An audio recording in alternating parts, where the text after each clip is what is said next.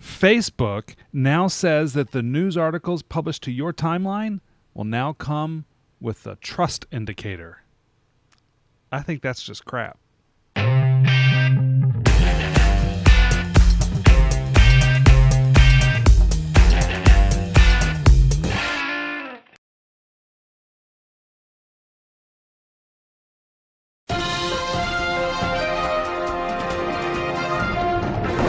Questioning authority does not have to mean protests or riots in the streets, but good research is all about questioning authority. Not all sources are helpful or even useful, and knowing how to tell the difference is a large part of being well-versed with information. So when evaluating websites, books, articles, or any other place you find information, ask yourself 5 questions. Is it current? Is it relevant? Is the source an authority on that information? Is it accurate? And is the purpose biased? So if you're paying attention, that's CRAAP. This unfortunate acronym is really pretty helpful in that it stands for currency, relevance, authority, accuracy, and purpose. How long will he have to stay in the hospital? Well, we have to put him in a plastic cast. There may be some swelling, so we'd like to keep him in the hospital a day or two to observe it and make sure he's comfortable. Have him flat in bed with a foot raised. Give him oxygen and have him watched continuously until he's fully recovered consciousness. He is still dangerously ill, and any minor accident may have the gravest consequences. I guess I should be grateful to have access to medical care at all, but I certainly would prefer to have a doctor or a nurse with the most recent training possible. Doctors and nurses work hard at staying current. Research is the same way. Not only should your information be accurate and authoritative, but it should also be current. But even that is relative. If you're researching current events, for example, scholarly resources probably will not even be available, and the internet is going to be your only option. But if you're researching historical events and you're looking for information published about the same time as the event that you're studying, that changes things.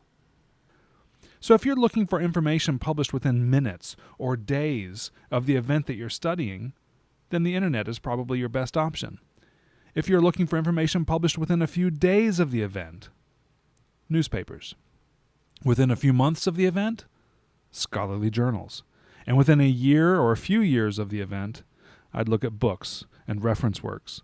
But even this is relevant. Scholarly literature in some fields of study, like mathematics, will cite information that is much older and for longer periods of time than other fields of study, like the sciences. So currency doesn't just mean the most recently published information, though sometimes it does mean that. It means choosing information sources that were published at the appropriate time for your research need.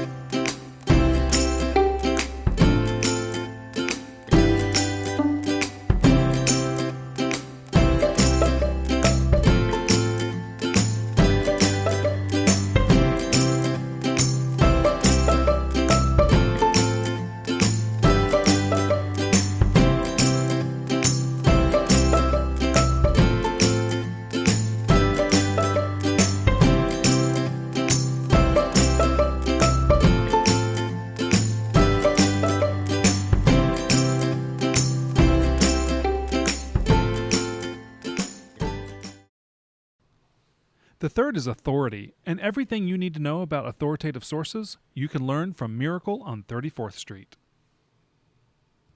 Your Honor, the defense has yet to produce one bit of authoritative proof that this man is really Santa Claus.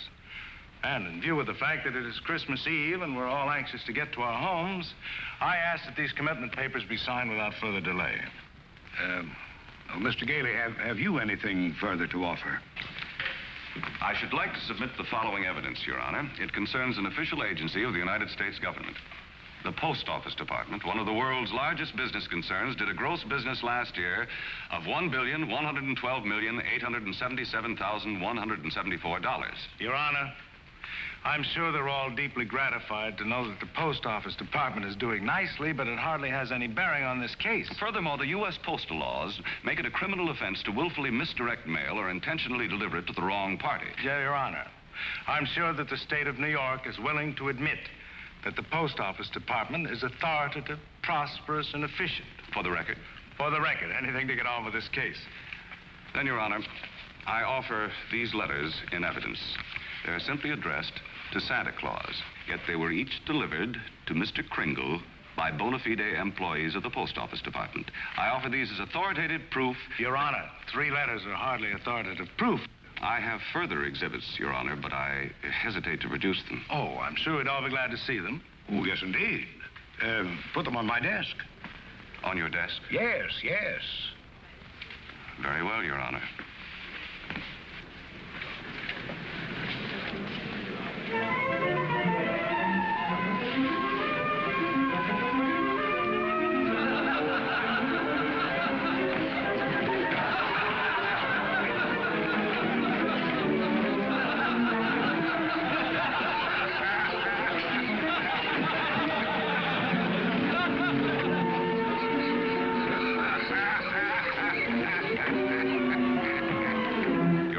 Every one of these letters is addressed to Santa Claus, and the post office has delivered them to my client. Therefore, the United States government recognizes this man, Kris Kringle, as Santa Claus. If the United States of America believes this man is Santa Claus, then this court will not dispute it. Case dismissed. The fourth is accuracy, and this one is really pretty elementary.